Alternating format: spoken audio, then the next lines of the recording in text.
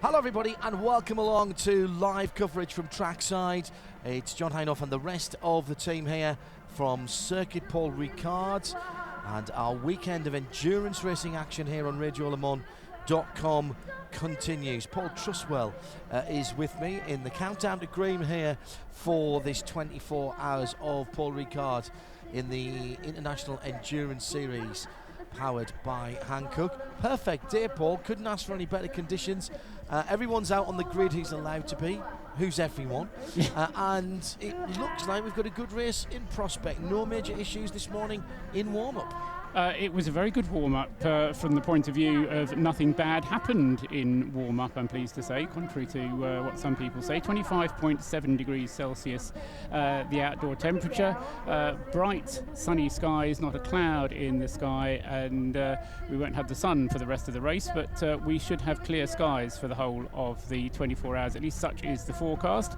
Not really even a threat of morning fog, so hopefully it will stay like that for the whole of the race.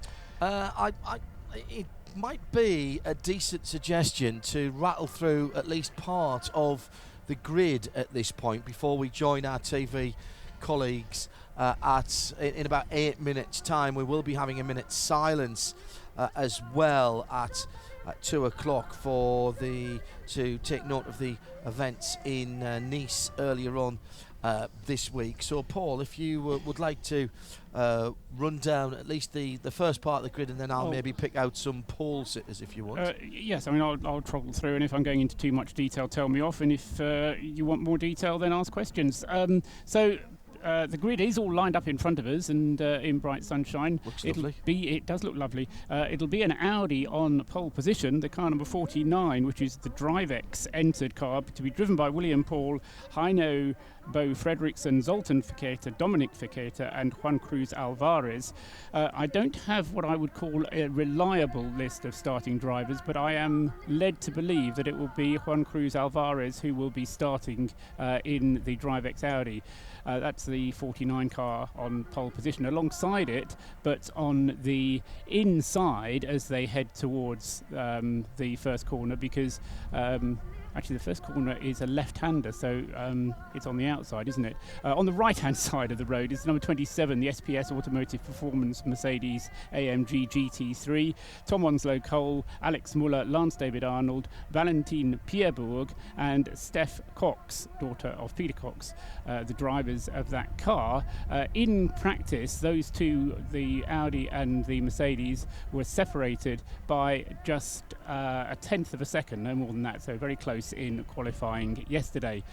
So an Audi and the SPS Automotive Mercedes on the front row. The second row will be the number 55 car, the massive motorsport Aston Martin Vantage GT3, to be driven by Nicki Thiim, Roland and Christian Poulsen, Nikolai Silvestre and Kasper Elgaard, all Danish drivers then in that Danish entered Aston Martin. Massive motorsport, although it sounds like an English name, is a Danish entry, and so they will be starting, and they were a further tenth of a second slower, in fact less than a tenth of a second slower than the SPS Mercedes in qualifying, and they will be starting on the third slot on the grid. And on the fourth slot of the grid, another Audi, this is the number 14 Optimum Motorsport Audi, to be driven by Edward Sandstrom, Ryan Ratcliffe, Joe Osborne and Flick Haig. 4 drivers only in the Optimum Motorsport Audi on row 2 of the grid. So 55 Aston Martin and 14 Audi on row 2. Row 3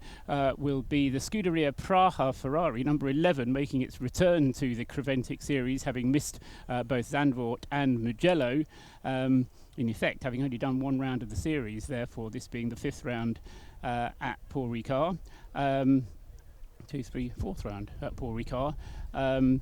And that Scuderia Praha Ferrari is a 458 Italia GT3, not a 488, it's a 458, and it'll be driven by Peter Cox, Matteo Malucelli, Joseph Kral and Jiri Peserac, and they will be on position number 5 on the grid on row 3, and then on the other side of that row 3, 6 on the grid, will be number 963. I'm not quite sure why they use that number, but that can be an exercise for us to find out. The GRT Grasser Racing Team Lamborghini Huracan, to be driven by just 3 drivers: Jeroen Blekemolen, Adrian Amstrutz and Rolf Ineichen, the 3 drivers of the Grasser Racing Team Lamborghini. That will be starting on position 6 on the grid, the outside of row 3. On row 4, 7th on the grid, is number 41, the HTP Motorsport Mercedes AMG GT3, to be driven by Bernd Schneider. Bernd hopping ship from Black Falcon, as Black Falcon don't have any entries in this race, but he kind of goes to HTP Motorsport, with whom he has driven before, and indeed has won races with HTP before. And Bernd will be sharing with Clemens Schmidt, Bryce Bosey and Wim de Pundert. Those the 4 drivers of the HTP Mercedes. Obviously they out to avenge their defeat on the last lap of the Nürburgring 24-hour race. And on the other side of that row 4, 8th on the grid, only 8th on the grid, having been on pole position for this equivalent race last year, is the number 30 Mercedes AMG GT3 of Ram Racing. Ram Racing not with Tom Onslow Cole this year, but with a very good driver strength in his absence. They've got Stuart Hall, Dan Brown, Jamie Campbell-Walter and Roald Goethe, the Ram Racing Mercedes. If you've got the ability to see TV pictures, then I strongly recommend that you get some, because this car looks absolutely marvellous. It's in I'll say Gulf Racing colours. It's in orange and blue. It doesn't actually say Gulf on it anywhere, but it's if I say Gulf, you know exactly what I mean. It looks slightly Aston Martinish because it's got the green lips around the radiator cowl, with bizarrely a Mercedes star in the middle of it. So it's a bit of a mishmash for Ram Racing. But as I say, they were the winners of this race last year, although with different drivers behind the wheel. But as I say, the car only qualifying, John, down on the 4th row of the grid, 8th fastest overall.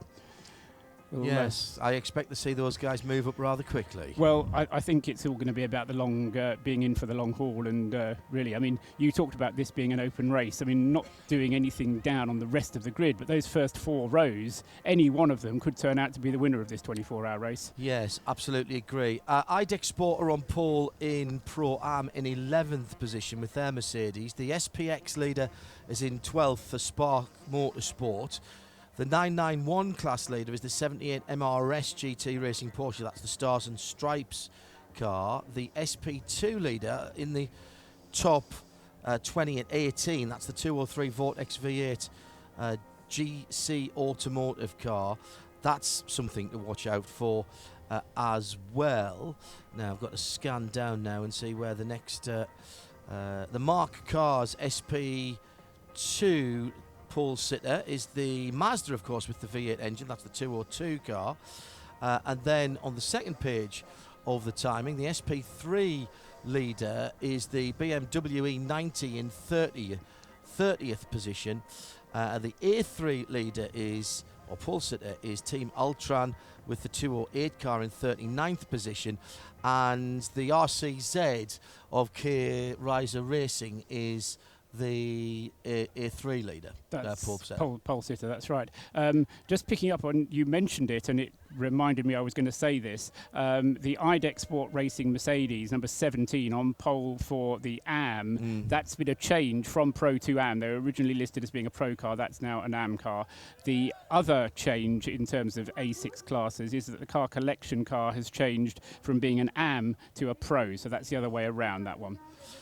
You're listening to RadioLeMans.com, and this is the time when we are going to bring together sound and vision. So if you haven't already, go to RadioLeMans.com or 24hseries.com, as we are going to beautifully synchronise sound and vision for the rest of the 24 hours. And if you're in Europe and the UK, you might want to have a quick look at Motors TV as well. Still to come, the 24 hours of the Circuit Paul Ricard, part of the International Endurance Series, powered by Hankook tyres. It's all live and coming next.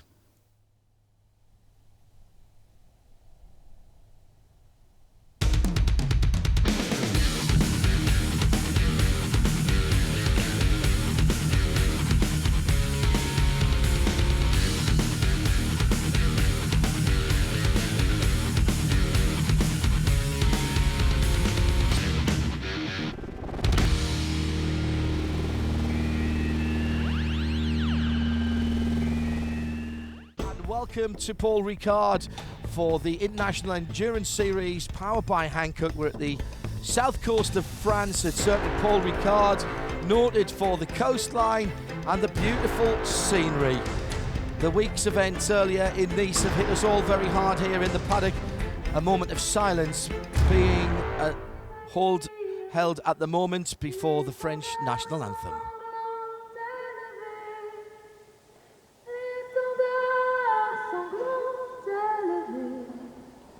Entendez-vous dans les campagnes mugir ces féroces soldats?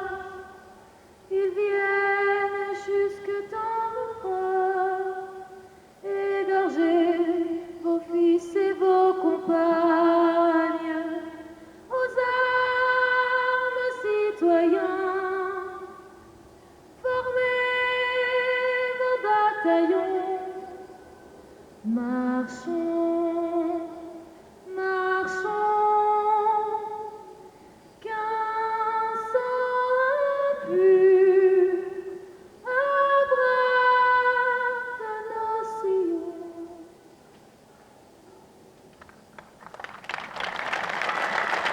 Far too often recently the strains of the Marseillaise have had an even more poignant sound to them, have they not? And the paddock here very much in tune with everyone here on the in the south of France, who are particularly feeling the pain of Nice earlier this week. Let's go down to the pit lane where Bruce Jones is sampling the atmosphere, heavy hearts but ready to go racing for 24 hours. Bruce. Well, it's a fantastic scene, beautifully observed silence, and then the Marseillaise sounded better even than ever. Camera focusing on William Paul at the moment. His Audi will be starting on the front row of the grid, but if Sven could swing round, I have the pole starter, Juan Cruz Alvarez. Really strong performance for you for the DriveX Audi. Well, thank you very much. I think it's everything part of the teamwork. We make a really nice weekend, everyone working together and giving the best of everyone. So I think it's, we are very happy about the pole position, and we will enjoy the race. And it wasn't just being quick in qualifying. You've been quick in pretty much every session. So it's a good return to have you racing in Europe again. Yeah, sure. For me, it's great to be here again. We're getting quite confident with the car and the team and everything. It's my first time here in Coventry, and I hope to be here again as soon as possible. Well, it looks good here. 50 cars on the grid, but yours in the best place out front. Best of luck to you and the DriveX crew. Okay, thank you very much, and have a nice race. You too. Thank you. That was Juan Cruz Alvarez, GP2 racer, has returned to the big scene and now trying GT races. That car, not the newest of Audis. The new version of the Audi R8 has been racing for very nearly, in fact, just over a year now. Made its debut, didn't it, at the Nürburgring, winning that race last year, but that is one of the older ones. Stephanie Cox down on the grid has been an integral part of this week already. And I'm going to have a quick word with the man who's starting the SPS Mercedes, Lance David Arnold, the world's craziest looking car, but clearly a very effective one. And Sven will find us. So not too hot on the grid. It seems okay. Well, it's fine. It's just 27 degrees, I think. Yeah? So with air conditioning in the car, so it's perfect. Now, does the air conditioning work the whole time you're in the car, or only at certain points on throttle opening? Some cars only have it when you come off full power. I think it's working after if you are quicker than 60 k's. But to start, I definitely will drive without air conditioning because I need the full power engine. But let's see what happens. Well, you're starting in the best place on the front row.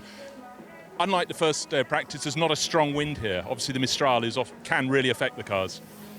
No, but we are happy about that because the first test day that we had with the heavy wind was crazy.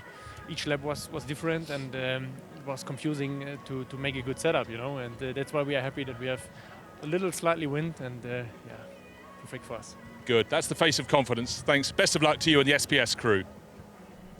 Bruce Jones down on the grid, sampling the atmosphere. Still a very full grid here at Circuit Paul Ricard as the Well, we're counting down to green here with still 24 minutes before the cars will be released on a circuit, Paul Trustwell, where we could see as many as 600 laps, which would take us towards 3,500 kilometres this weekend. That's right. Certainly 3,500 kilometres should be on the plan.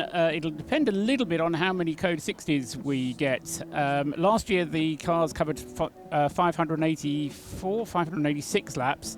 And there was an hour and a half of running under Code 60. If we can get less than that this year, then we should certainly be able to get to 600 laps. Nicki Thiim, where you come from in Denmark and when I come from in the UK, an umbrella keeps the rain off. But here in the south of France, not the case. It's something to keep the sun away, a parasol. Yeah, normally it would be nice to lay on a beach right now and enjoying the sun. But we got to stick with a race car around 50 degrees inside. So it's going to be a tough one. But yeah, why not? It's having fun on a Saturday, driving some racing car with some good chaps out there. So I'm looking forward to it. And we always say that Massive Motorsport, it's the best name in racing. It just says it all, doesn't it? 5 Danes having fun in the sun. Yeah, it's a complete Danish crew, so we are enjoying ourselves, having a good time. And it's the team's first 24-hour race, so the guys are really looking forward to it. They hadn't had much sleep tonight because we had to change something on the car, but I think the adrenaline will keep us going. But obviously the Aston Martin is a car the team knows really well. They've had it for years. Not too many surprises. No, it's an old lady, as I said last time, but we know what she's capable of. About in the end. So yeah, it's 24 hours, and in this heat it will be an interesting one. Now, I've just had a question from people watching around the world. How'd you get your hair into your helmet like that? Yeah, special for inside. No, all good. I don't know what to say. No, you're keeping it secret. Very good. It's your trademark. Nicki Thiim, have a great race.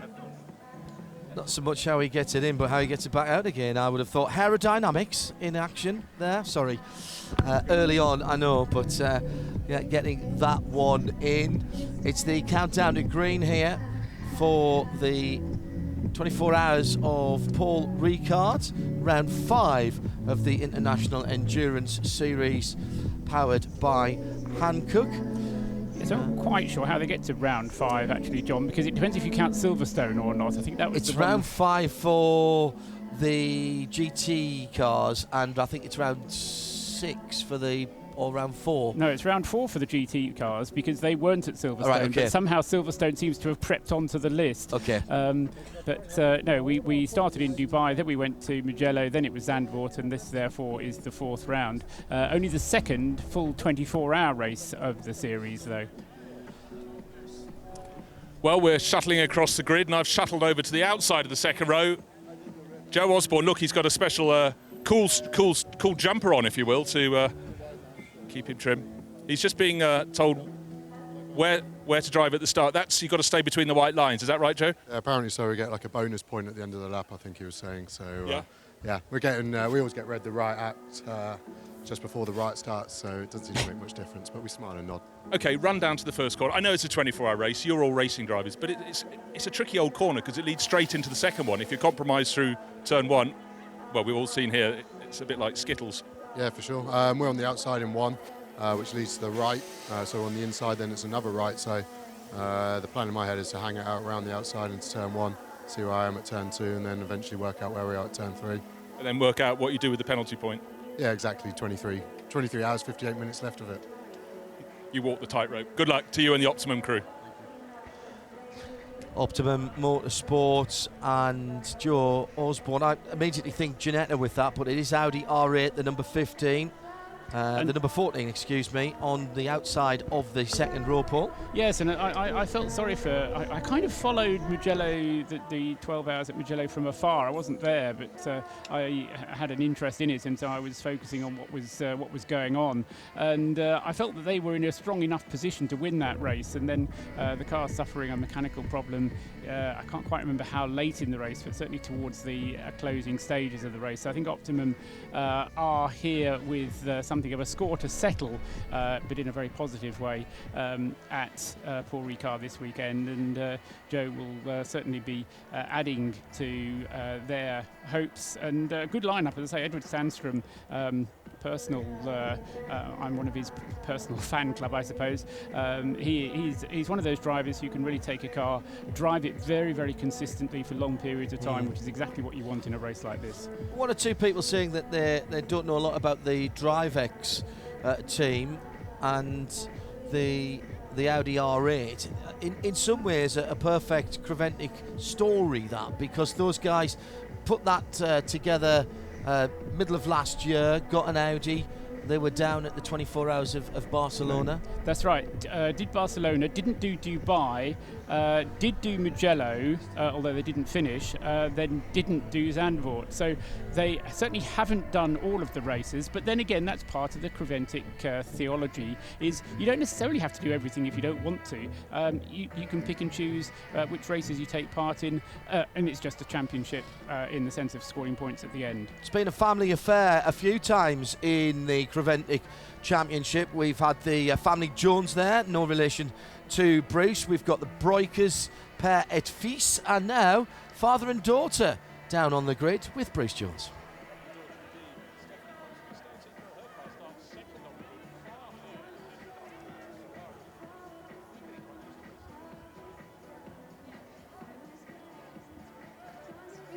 And it was really nice, but he went out in the first corner, so it was a bit of a shame.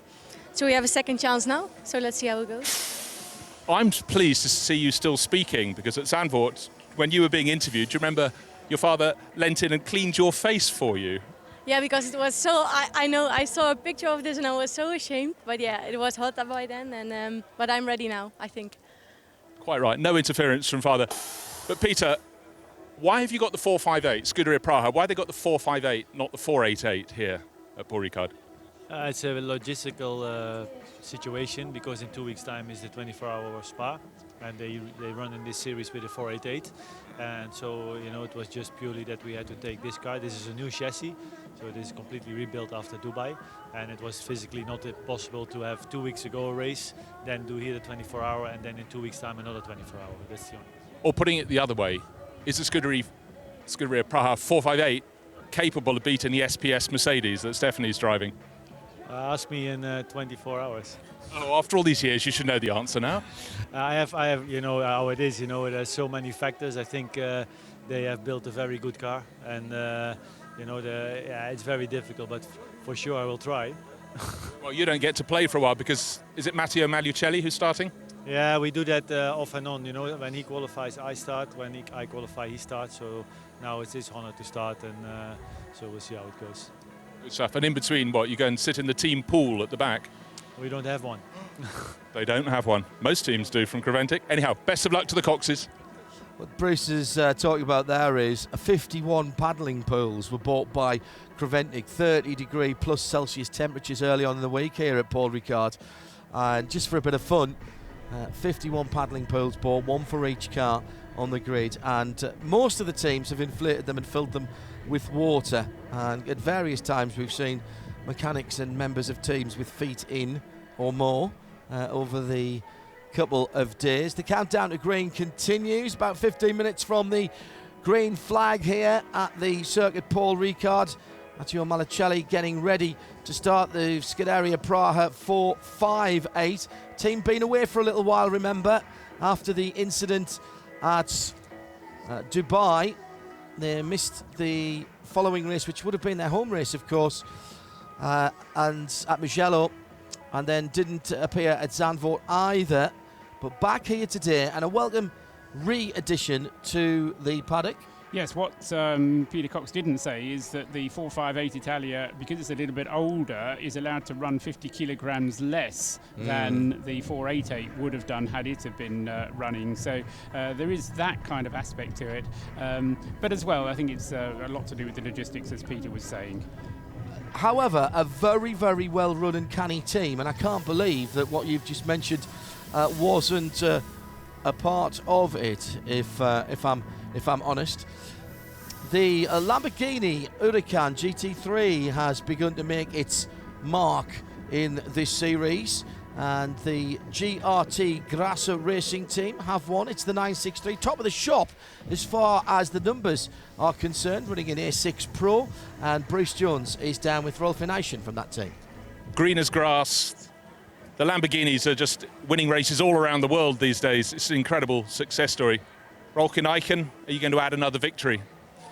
We do our best to do so, but it's a very, very long race. It's a long way in front of us. A lot can happen here, and we are very optimistic. We have a very good car. We are pretty good prepared here, and now we will see. Our team is giving the best, like always, and then the result comes from itself.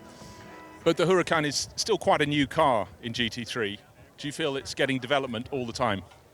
Yeah, for sure, we are developing the car all the time, but we always learn. Every race we learn a little bit more about it. Sometimes we go a little bit into the wrong direction, then we learn again, and that's racing. But everybody's doing, there are quite a lot of new cars now in the field, and they all have the same problem. Now, just before the interview, I saw the team spraying you. Was that water, or what were they spraying on you? No, it's kind of liquid ice, it is called. It makes the body cool over the stint. Hope it works. Best of luck. Need some of that up here as well. Thank you, Bruce. What a cool individual, though. Hop He is sweet. going into a 24-hour race, and I don't know if it was the mentality that was being in the bottle, but certainly Rolf, very, very cool individual there. And that Lamborghini. It does add an awful lot. We've been talking during the qualifying, John, of the how well everybody is matched, the variety of cars we've got up at the front. But it brings welcome variety, that Lamborghini. It's a bright green colour, it's impossible to miss. And you've got the two Italian cars, the bright red Ferrari and the bright green Lamborghini, alongside one another on the third row of the grid. Absolutely great to have those together. I'm not quite sure if we're going to go back to Ram Racing next, because they're on the next row of the grid. Well, as you can hear, the whistles from the grid means that we are clearing the grid to be left with the 51 runners. They have 24 hours of the challenge of Paul Ricard, the 5.842 kilometre version of this circuit. Let's have a look at the track here in the south of France. Version 1C V2 across the start-finish line, down up to 160 miles an hour before the left and right, and then the short straight into the furthest part to the north of the circuit. Keep an eye open for track limits at the exit of turn 4 and that little kink at turn 5. Onto the first part of the Mistral, 170 miles an hour before braking left and right, take the curb at 5 and then just blend back on to the second half of the Mistral, about 155, 160 miles an hour through Seine, nearly flat out, down into the double right at the Beaux-Arts. Camber's a little bit difficult there. Turn 9, flick-flack I call it, and then through into the last couple of corners, which are Lake and then Bridge. That tightens on you across the curbs on the exit. That will take you around 2 minutes and 9 seconds if you're in one of the top cars. Rinse and repeat 600 times. At least that's what we're thinking. Technical circuit, dominated of course by the 1.8 kilometre Mistral straight, broken into two parts here this weekend, and that braking for the chicane on the back straight, Paul, is actually quite a severe amount of stopping, and that's going to give the brakes on these cars a particular workout. And we saw during the last couple of days, getting the balance right under that very heavy braking there is key to getting a comfortable drive and a decent lap time here. Yes, and also, of course, it's going to wear the brakes out. And one of the things we're not sure of is whether or not the front cars will have to change the brakes once or twice. A feature of Creventic races is that everything is fairly compressed. There is one optional or two different sessions, which are optional test sessions on the Thursday. Then you have a free practice session on the Friday, and then you're into a 45-minute qualifying, and then a 90-minute practice at night. Now, during that time, obviously there's various things you have to do, like setting a qualifying time, getting your drivers qualifying, but you also need to work out what your brake wear is like, and whether or not, with the high temperatures you've got here, here, that you're going to have to change the brakes, and that's not just the pads, it'll be the discs as well that will need changing at least once, but possibly twice. And so the teams will be playing that one a lot by ear, because they won't know at this stage at the beginning of the race whether they're going to be changing once or twice. They'll know they'll have to change them once, but they'll be hoping against that they'll not have to change them more than once, but it might so happen, and that of course has to be done in the pits. It'll be a quick job, maybe 3-4 minutes, no longer than that, to do it, but it will take a little bit of time. So over the course of the race, if they can save those 3 or 4 minutes by saving the brakes, then they'll be in good shape. Quick word for those that aren't used to International Endurance Series powered by Hankook races. The fueling is not done in the pit lane, so don't expect to see anyone in flame-proof overalls. You'll be shocked perhaps to see shorts and t-shirts there. The refueling is done when you require it. As you come into the pit lane, you peel off to the right-hand side. A one-way system takes you behind the pits to a specific fueling area where one member of your team who is in fireproof gear, including goggles, helmet, etc., fills up your car from what rather looks like a standard supermarket petrol filling pump, because it's rather like that. It is a pistol grip. It goes into wherever your fuel filler is on the car. You fuel up with engine off, refire the car and drive back into pit lane following the other side of the one-way system, and then go and do your pit stops. Engines are fired. 25.5 degrees Celsius on the grid at Circuit Paul Ricard. 24 hours on the clock. 2 formation laps to come behind the Audi R8 pace car as it is now. Unlikely that we'll see it as a safety car because of the Code 60 regulations that Creventic have run in the past for a very long time. And again, if you've seen this, you will know all about that. If not, we'll tell you about it if and when it happens. About an hour and a half out of the 24 under Code 60 here last year. And if we can get under that, 600 laps and 3,500 kilometres, a distance record that would be, is within the grasp of these drivers. The green flags fly for the first of a pair of formation laps around the Circuit Paul Ricards. It's the DriveX Audi on pole position from SPS Automotive in second. Bit of a problem on the right-hand side of the grid there as the Porsche does not get going. The door is open on the 72 car. That's the HRT performance machine. And that is drama before we've even got going here at Paul Ricard. The whole left-hand side of the grid, our right, has been paused.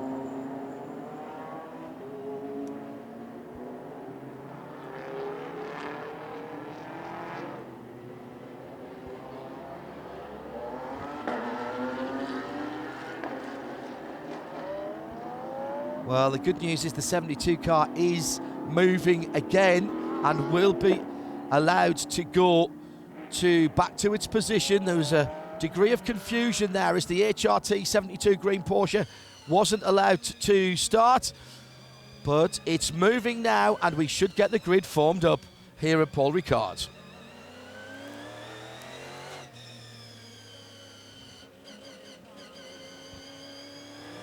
Well, that's a bit of drama that you don't need right at the beginning of a 24-hour race, or indeed before the races start. The 72 making its way back through the field. The grid from the middle of the pack then, from the 10th row, is looking a bit fragmented, but that should reform in the next 7 or 8 kilometres or so before they get back round. Yeah, the key thing was, John, that the Porsche number 72 car managed to get going before the last car on the grid passed it, but it was pretty much touch and go. It really was. The last 3 or 4 cars were all that were remaining to come past him, but he did get going before the last car came through, so he is allowed to take up his rightful grid slot. But the problem for him there, of course, is to work out exactly where he's supposed to be. And when you've got cars more focused on getting the tyres warm, you've got to be a little bit careful about how you do that. So Yes, that's a very good point, Paul. He was on Picking his way through. Sorry, he was on the 19th slot on the grid, row 10 on the grid, alongside the 202 Red Camel Jordan's car, the Renault Clio. Sorry, the Mazda number 202. Well, we'll keep an eye. Well, that's an easy car to spot because that's bright orange. DriveX on pole position with the Massive Motorsport Aston alongside it. Scuderia Praha and HTP Motorsport on row 2. Car Collection Motorsport as they come through. Actually, I've just realised how they're lined up there. DriveX and SPS on the first row. Massive Motorsport and Optimum on second row. Third row, Scuderia Praha and the Lamborghini, green Lamborghini of Grasser Racing Team. And we are being told that the 72 car must come into the pit lane at the end of the first warm-up lap. So they are being taken out of their grid slot there for that issue on the start of the grid as they come round to complete the first of 2 warm-up laps. You're listening to RadioLeMans.com and a big endurance racing weekend live from trackside at Circuit Paul Ricard. Perfect weather conditions, 50 plus cars on the grid, 25.5 degrees Celsius and 5.842 kilometres of track for the next 24 hours. That's the equation. What will the answer be? Well, you've got 24 hours to find out, and you can stay with us for all of the action.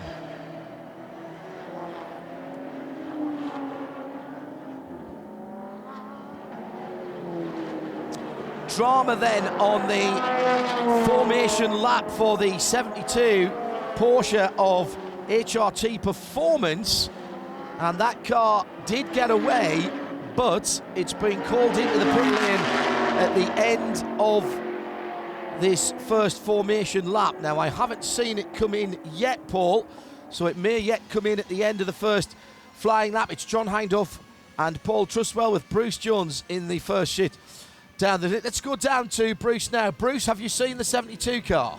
Well, I thought it was a good idea to run up and have a look, but all the cars have gone past, I'm afraid, so no space for the HRT Porsche here. Well, there's plenty of space, but it's not here. It's gone around for another lap. I think you're right. It will be on the first racing lap that it comes in. But we'll find out soon, won't we? Yes, absolutely. Being told to stop immediately. 2x2 formation for a rolling start then here in the south of France. The 1.8 kilometre Mistral Straight split up by the chicane about 2/3 of the way down. 160, 170 miles an hour for the fastest car before the hard braking area, and then back up to about 160 before a slight lift and a very brave turn into the right-hander it's seen. You turn in and then the world seems to fall away. It's not Paddock Hill fall away, but it's not helping you on the camber as you go downhill towards that double right-hander at Le Bourget. And the tension now rising. It's very hot in those cars, very hot indeed. The drivers have been sitting around for the formation, for the formalities rather, before the formation lap, and now it's all about focus. Danger, of course, is at its highest on that run down towards the left-right flick, turns 1 and 2, just off to our right. The Vortex black and red car taking its position in the grid. Now that is further back than it should be because it's behind the Clios in the A2 category. So something not quite right there as the grid has been shaken up. It'll be down then to the DriveX Audi to pace the cars around now, as the Audi R8 is still the pace car at the moment. The silver car is backing them all up. It's a very, very slow run through the last couple of corners before the Audi R8 street car pulls off. There's 2 corners to go. They're in Lake at the moment and heading towards, in fact, they're just coming into Lake now and heading towards Village. The pace car is really slowing the field up. Side by side then, the grey and yellow Audi is the pole sitter, but will be on the outside of the first left-handed corner. Watch for the 27 of SPS Automotive and that crazy jungle livery on that AMG GT Aston Martin 55, the massive motorsport car, sitting in third position. As they come through this time, the lights are still red. It's a very long hold as the clock is yet to start, and not even yet. They are very close to the line, and now 24 hours has begun here at Ricard. Unleash all of that power.